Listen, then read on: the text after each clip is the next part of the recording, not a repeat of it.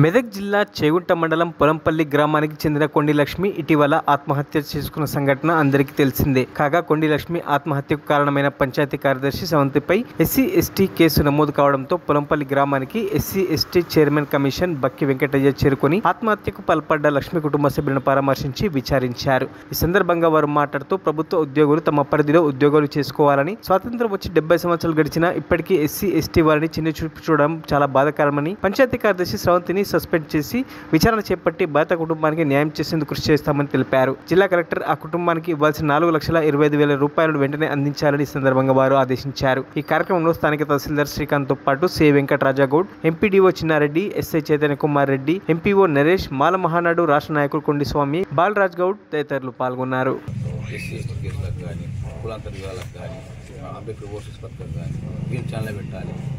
పంటూ లేవని అనద్దు.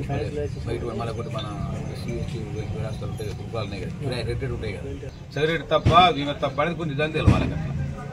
నాకు నిష్పక్షపాత ఎంక్వైరీ కావాలంటే కొంచెం సస్పెండ్ చేసి అప్పటిదాకా మళ్ళీ ఎంక్వైరీ అయిన తర్వాత మనం ఫర్దర్ స్టెప్ తీసుకోండి. ఈ అమౌంట్ అరేంజ్ చేయండి కలెక్ట్ చేయాలి.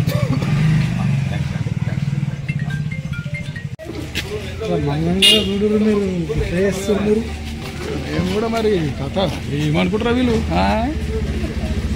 ఏమనుకుంటారు మీరు? మమ్మల్ని మీరు తక్కువ వేసుకుంటాం, నిన్నేస్తాము పై పై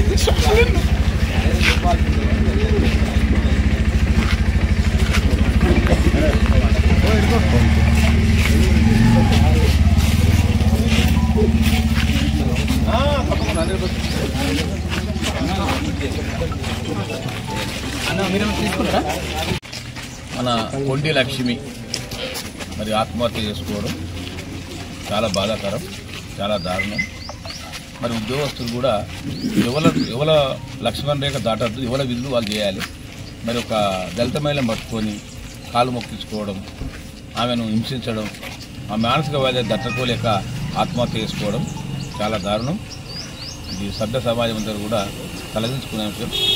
79 సంవత్సరాల తర్వాత కూడా ఇంకా కూడా ఎస్సీ ఎస్టీ వ్యవస్థ ఉన్నాయంటే చాలా దుర్మార్గమైన చర్య. దీన్ని మేము తీవ్రంగా ఖండిస్తూ ఉన్నాం. మరి అంజయ్య గారి కుటుంబానికి ఎస్సీ ఎస్టీ కమిషన్ అండగా ఉంటుంది.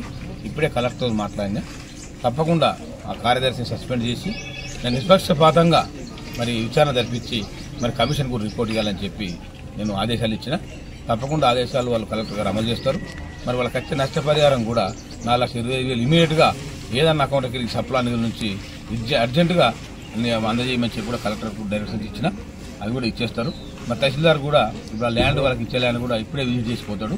తప్పకుండా అది త్వరలోనే సర్టిఫికేట్ కూడా ఇప్పించి ఏర్పాటు చేస్తారని చెప్పి కూడా ఈ సందర్భంగా తెలియజేస్తూ మరి మన ఎమ్మెల్యే కొత్త ప్రభాకర్ రెడ్డి గారి దృష్టికి, మరి మన జిల్లా ఇన్ఛార్జ్ మంత్రి మరి వివేక్ వెంకటస్వామి గారి దృష్టికి కూడా తీసుకువెళ్ళి ఈ దళిత మహిళకు న్యాయం జరిగే విధంగా మరి కుటుంబాన్ని ఆదుకొని, ఆ కుటుంబంలో ఒకటే కొడుకున్నాడు, ఆయనకు కూడా ఉద్యోగం వచ్చే విధంగా ప్రభుత్వంతో జిల్లా మంత్రితో మాట్లాడి మరి అవసరమైతే ముఖ్యమంత్రి కూడా మాట్లాడి తప్పకుండా ఈ కుటుంబాన్ని ఆదుకుంటామని చెప్పి కూడా ఈ సందర్భంగా తెలియజేస్తూ మరి ఏది ఏమైనా ఇటువంటి సంఘాలు జరగద్దనంటే కఠినంగా శిక్షలు ఉండాలి.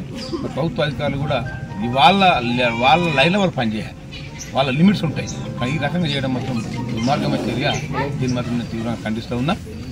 ఏది ఏమైనా మరి అంజయ్య గారి మరి అధైర్యపడద్దు, ఎస్సీ ఎస్టీ కమిషన్ అండగా ఉండి మీకోసం కష్టంగా పనిచేస్తారని చెప్పి కూడా ఈ సందర్భంగా తెలియజేస్తా ఉన్నాం.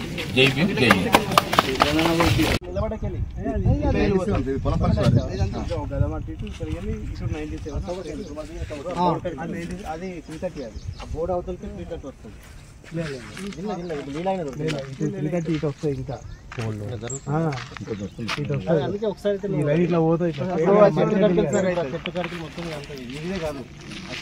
బైక్ కాడ నుంచి కొయ్యదోలు ఉంది అన్న